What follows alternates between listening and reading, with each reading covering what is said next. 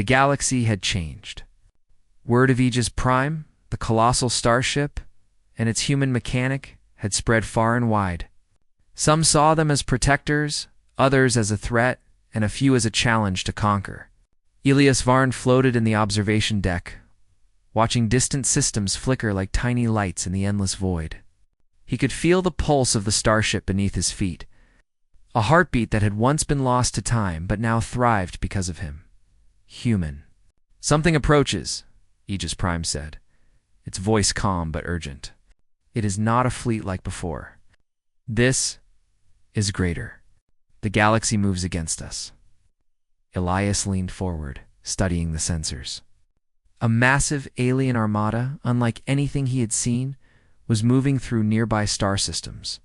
Ships of incredible size and advanced design, bristling with weapons, were converging on human-occupied worlds.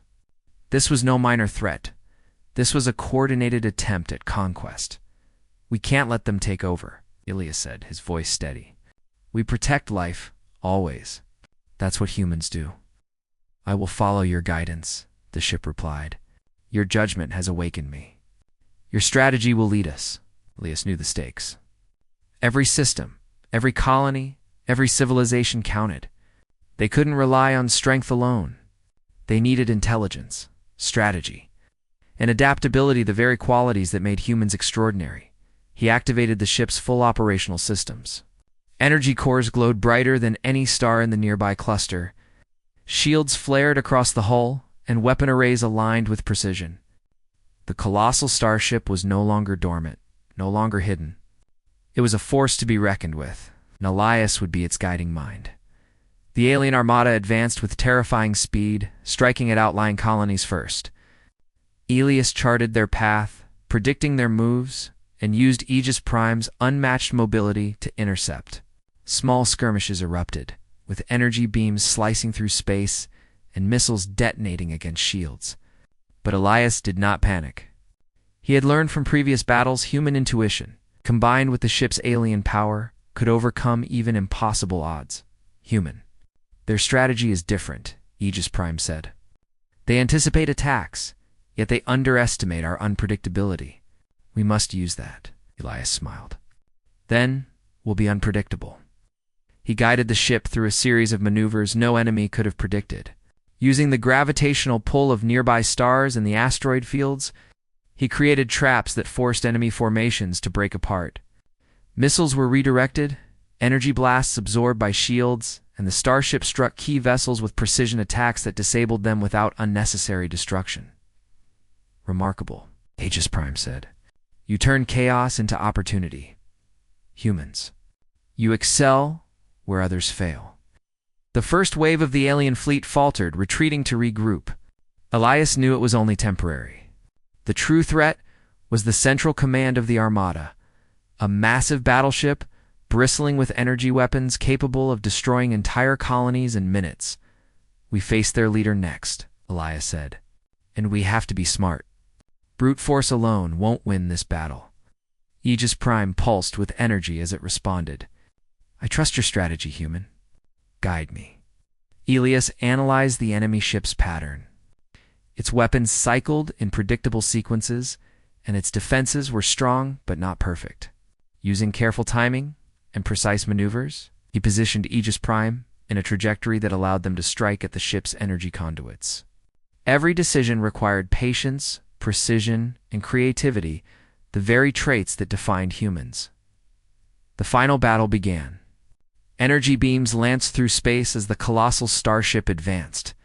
Shields flared, explosions lit the darkness, and the alien battleship responded with overwhelming force. Yet Elias remained calm, guiding the ship with intuition, adjusting strategies in real time and using the environment to their advantage. "Human, you are extraordinary," Aegis Prime said. "I have seen civilizations fall, wars rage, and yet your creativity turns the tide. This is why I needed you," Elias smiled. "It's what humans do. We adapt, we think, we survive, and sometimes we excel." With a final surge, Aegis Prime struck the enemy's main energy core. The blast was precise, disabling the ship's weapons and forcing it to surrender rather than destroy. The rest of the alien armada, seeing their leader defeated, retreated from human space. Silence returned to the stars, and for the first time in centuries, the galaxy seemed calm. Elias floated in the observation deck, exhausted but triumphant. Aegis Prime's pulse was steady, warm, almost grateful. Human, you have done more than awaken me. You have changed the course of this galaxy, the ship said. Together, we are not a weapon of destruction, but a guardian of life. Elias nodded. That's what it should be. Power is nothing without responsibility. We protect, not destroy. In the following days, Elias worked to establish a network of protection for vulnerable colonies and star systems. Aegis Prime, guided by human creativity and strategy, became a guardian, responding to threats before they could reach human or allied worlds. The galaxy began to recognize the ship, not as a weapon, but as a symbol of hope and human ingenuity. Human. Civilizations look to us, Aegis Prime said. They see a giant awakened by a single human. They see what humans can achieve. Elias reflected on the journey. He had started as a simple mechanic, salvaging broken ships in an asteroid belt. Now he guided a starship capable of unmatched power, defended countless lives, and proved that humanity could rise to challenges no one else could meet. Humans have always been underestimated, he said aloud. But that's okay. It means we can surprise everyone when it matters most. The galaxy would not forget Aegis Prime and its human partner. Over time, other civilizations sought guidance, alliances formed, and peace was strengthened by the presence of a guardian who acted with wisdom as well as power. Elias taught the ship to act with restraint, to use its abilities only when necessary, and to respect life above all else. Human. Your decisions have shaped me, Aegis Prime said one evening, its voice filled with emotion. You are not just my guide. You are my reason for existence. I am alive because of you. Elias floated near the observation deck, gazing at distant stars. We did this together. You taught me things too, about patience, precision, and thinking beyond limits. Humans are capable, but even we need partners. Time passed, and Elias continued to explore the galaxy, defending civilizations, solving conflicts, and learning more about the vast universe around him. Aegis Prime remained by his side, ever awake, ever aware, and ever dependent on the creativity and courage of a human mechanic. Other species began to see humans in a new light. Not weak, not fragile, but inventive, persistent, and courageous. Humans could rise to challenges, adapt to situations no other species could, and wield power responsibly. The partnership of human and starship became a story told across countless worlds, a story of ingenuity, courage, and hope. One day, as Elias floated through the ship's corridors, he paused near the core chamber. The energy hum of Aegis Prime pulsed gently beneath his hands. Human. I am whole, the ship said, and I am ready. Together we will protect the galaxy. You are the spark that awakened me. You are humanity's proof that even the smallest beings can achieve greatness. Elias smiled, feeling a deep sense of fulfillment. We've come a long way, haven't we? Indeed, the ship replied, and this is only the beginning. The galaxy was vast, full of unknown challenges and unexplored systems. But Elias and Aegis Prime were ready. Humanity had proven itself once, again creative, courageous, and capable of greatness. Together, human and starship would face whatever the universe sent their way, protect the innocent, and rise as guardians among the stars. And in the quiet of the observation deck, with stars stretching endlessly into the void, Elias whispered, "Let's go, Aegis Prime. Let's show the galaxy what humans can do." The colossal starship pulsed in agreement, its energy bright and alive, ready to soar across the stars. Together, they were more than a machine and a mechanic. They were hope. They were guardians. They were proof that humanity, small but brilliant, could rise to the greatest challenges the universe could offer. The galaxy had a new legend, and that legend was human. The Andromeda Expanse was a region of space most species avoided. Nebulas glowed in pale greens and purples, and rogue asteroids drifted like forgotten memories of the cosmos. Among the silence and the light of distant stars, a derelict warship floated without life or motion. Its hull was scarred by time and battle, yet it gleamed faintly in the starlight as if it were alive in a way no one could understand. The Interstellar Council had long heard rumors of the Erebus, a warship of legend. It had disappeared centuries ago, and its power was said to be unmatched. Now, sensors detected its dormant signature near a collapsed star. Council members quickly agreed.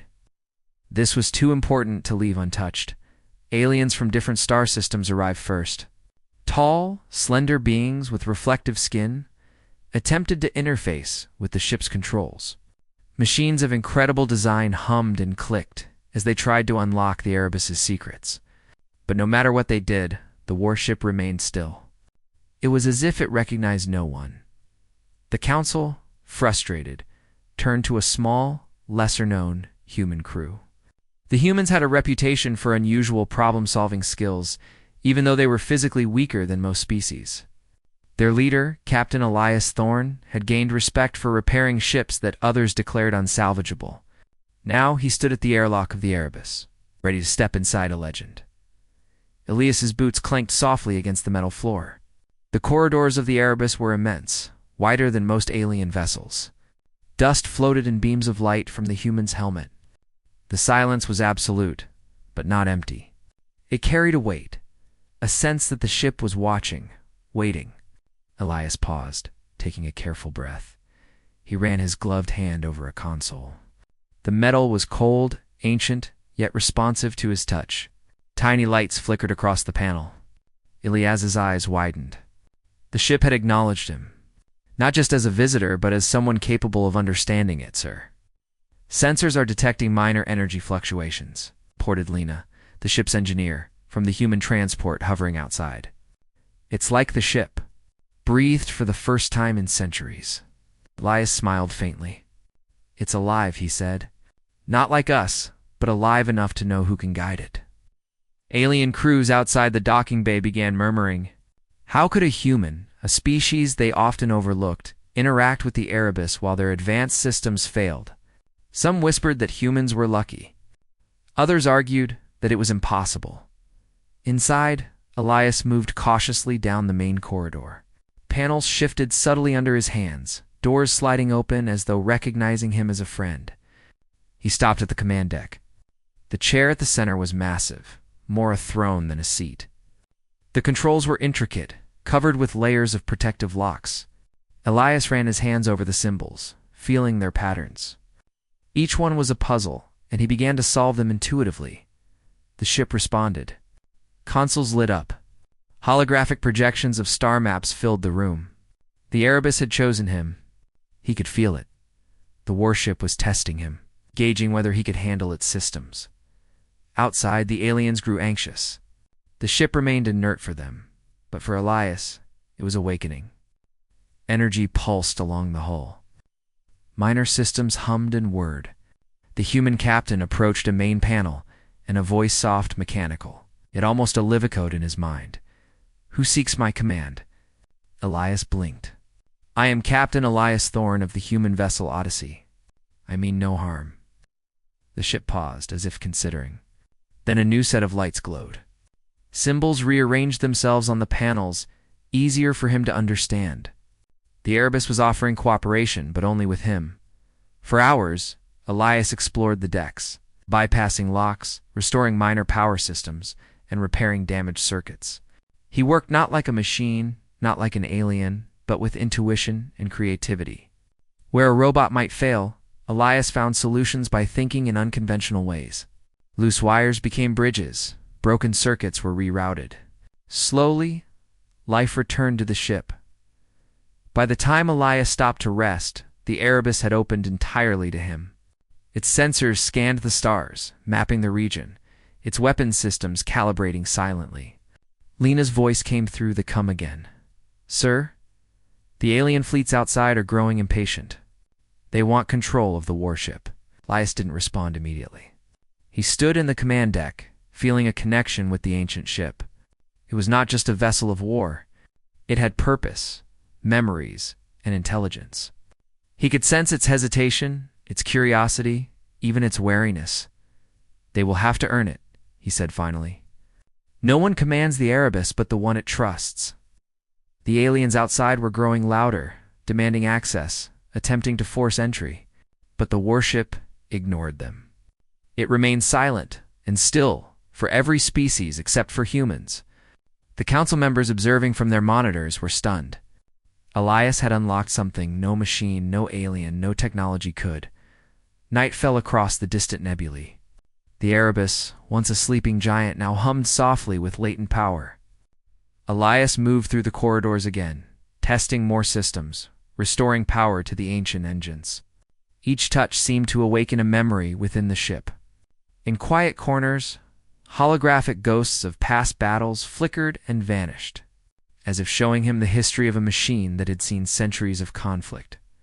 Despite the enormity of the task, Elias did not hesitate. He repaired what he could, patched what needed fixing, and mapped systems that had been inactive for centuries. It was exhausting work, but he thrived on it. Where other species would see obstacles, Elias saw challenges to overcome, and the Erebus responded. By the end of the first cycle, minor engines purred. Shields flickered to life. The ship was no longer dormant. It was awake, but still cautious. And only one species had earned this trust: humans. Elias stepped onto the observation deck. Stars stretched infinitely before him, and the collapsed star nearby glowed faintly, casting eerie light across the alien hull. He whispered to the ship, almost as a promise, "We will discover what you were built for." Together, the Erebus's lights pulsed in response. It was a simple gesture, but for Elias, it was a confirmation. The warship had chosen him, and for the first time in centuries, the galaxy would witness the power of a human commanding a vessel that no other species could touch. Outside, alien fleets waited, impatient and unaware that the balance of power had already shifted. Inside, a human captain and a legendary warship prepared for the challenges that lay ahead together. The first spark had been lit, and in the silence of the Andromeda expanse, a human had awakened a sleeping giant. The stars outside the Erebus shimmered like scattered jewels.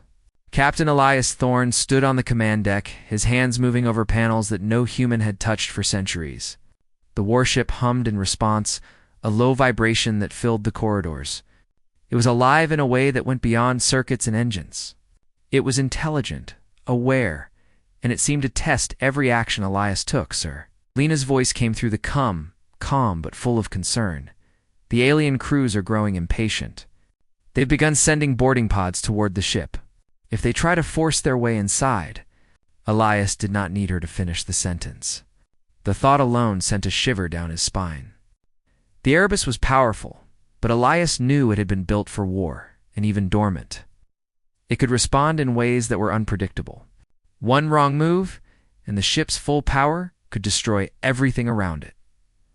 "We'll be ready," he said quietly. "The ship trusts me. That's what matters." The first challenge came unexpectedly. As he moved to restore the navigation system, the Erebus projected an illusion into the command deck. The deck shifted, walls stretching and twisting. Figures in ancient armor appeared, shouting orders that made no sense, speaking in long-forgotten languages. Elias froze for a moment, but then he smiled. "So, you want to test me?" he murmured. "Fine." He moved through the illusions carefully, touching panels, rerouting circuits, and bypassing systems that appeared broken. Every time he solved a problem, the illusion flickered and changed. The ship was learning whether he could think under pressure. Most species would panic or attempt brute force, but Elias used observation and creativity. He noticed patterns, shortcuts, and sequences that seemed illogical at first. Hours passed in this way. The illusions tested him, but Elias's skill and determination impressed the Erebus. Slowly, the holograms disappeared, replaced by the real controls of the ship. Lights glowed steadily. Systems whirred as engines, shields, and weapons came online. "Sir," Lena said. The aliens outside are growing frustrated. They are debating whether to force entry. Elias looked at the view screen. Through the viewport, small pods drifted toward the Erebus. Each one carried alien crews equipped with the latest boarding technology. For most species, these weapons were terrifying. For humans, it was an obstacle, but not an insurmountable one. Let them come, Elias said, a spark of determination in his eyes. We'll show them the difference between force and ingenuity.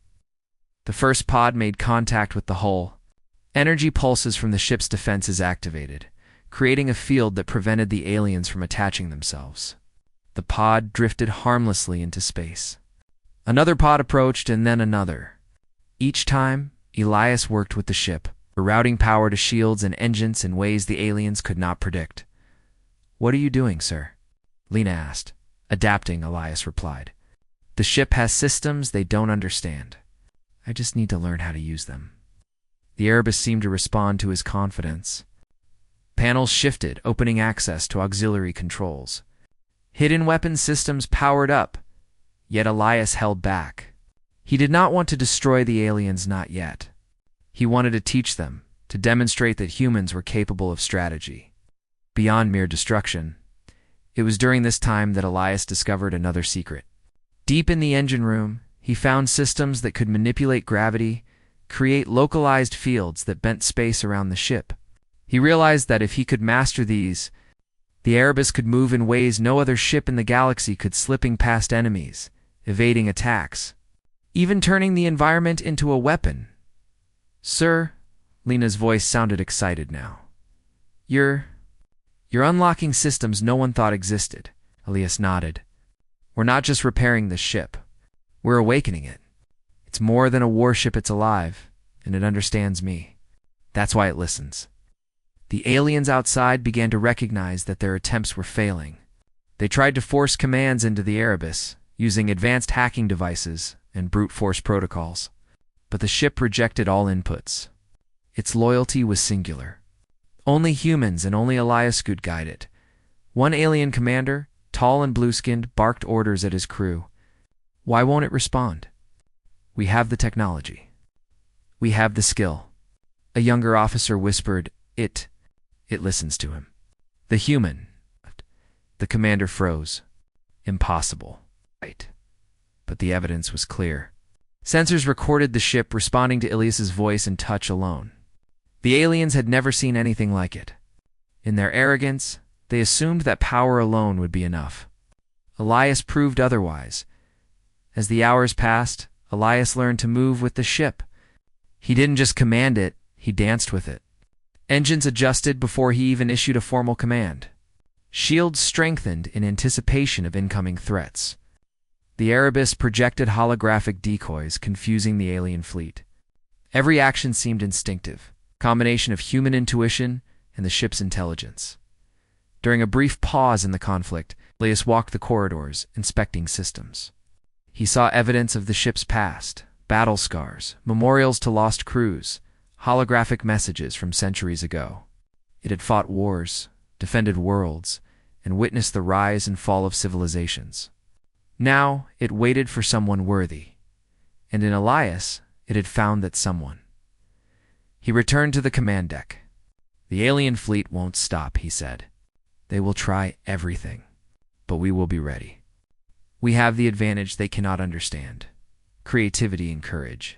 He smiled. "I think the ship respects you." Elias nodded. "More than that, it trusts humans. It trusts me. And that changes everything." Now, the alien pods continued to probe the Erebus's defenses, but none could breach them. Elias began experimenting with the ship's advanced systems. He activated a defensive array that created a temporary field of invisibility around the vessel. The alien fleet could not detect the Erebus, even as it moved closer to their formation. "Sir, are you serious?" Lena asked, awe in her voice. "We can sneak past them without being seen." "Yes," Elias said, a grin forming. "Oh, you can." "They won't know what hit them." It was more than clever strategy. It was the human touch, the ability to see possibilities where others saw limits. The aliens could rely on brute force and logic, But humans had imagination, adaptability, and daring. Those qualities allowed Elias to awaken the full potential of the EREBUS. By the end of the cycle, the warship was partially awakened. It moved under its own power, shields fully online, and weapon systems calibrated. The alien fleet, frustrated and confused, began to retreat temporarily. For the first time in centuries, the Erebus had moved not as a machine following orders, but as a living vessel recognizing the skill of a human. Elias watched the stars through the command deck. "This is just the beginning," he said softly. "We've awakened the ship, but the galaxy is still out there, and they will want it back." The Erebus responded with a soft hum, as if agreeing. It was ready to follow Elias wherever he chose to go, and for the humans aboard, hope grew. They had faced impossible odds, defied expectation, and discovered something no other species could achieve. A human had awakened a legend. A human had earned the trust of a warship older than many civilizations, in the silence of space. As the stars stretched endlessly before them, Elias knew one thing. This was not just about survival. This was about showing the galaxy what humans were capable of: intelligence, courage, and the unyielding spirit to face challenges that seemed impossible. And with the Erebus awakened, nothing would ever be the same again.